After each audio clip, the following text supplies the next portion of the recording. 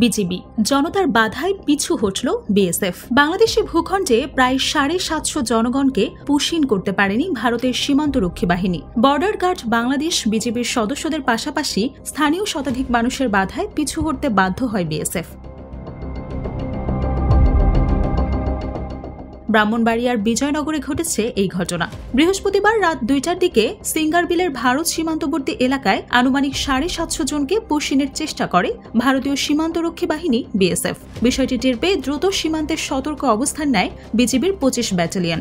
ঘটনা জানতে পেরে মসজিদে মাইকিং ও সামাজিক যোগাযোগ মাধ্যমে সহায়তা চান স্থানীয় জনপ্রতিনিধিরা। উত্তেজনা দেখা দেয় স্থানীয় বাসিন্দাদের মধ্যে। খবর পেয়ে কয়েক ঘণ্টার মধ্যে ঘটনাস্থলে জড়ো হন ৫ গ্রামের শতাধিক মানুষ।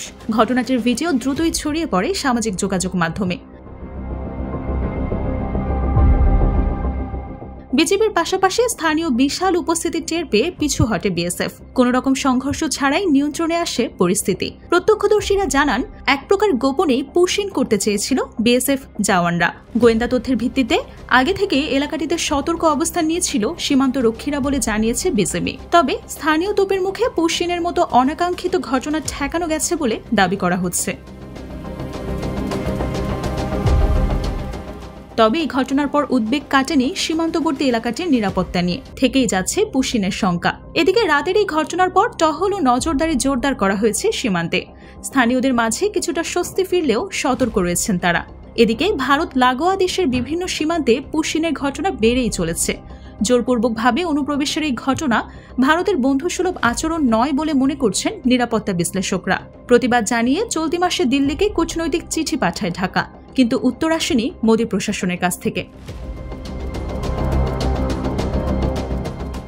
ভারত নিয়ন্ত্রিত কাশ্মীরের পেহেলগামে সন্ত্রাসী হামলাকে ঘিরে সম্প্রতি ব্যাপক উত্তেজনা ছড়ায় ভারত পাকিস্তানের মধ্যে, যার জেরে চলতি মাসের ৭ থেকে ৯ তারিখের ভেতর অর্থাৎ ৩ দিনের ৬ জেলা দিয়ে কমপক্ষে ৩০০ মানুষকে পুশিন করেছে ভারতীয় সীমান্তরক্ষী বাহিনী, যাদের মধ্যে রয়েছে রোহিঙ্গা এবং ভারতীয় নাগরিকরাও।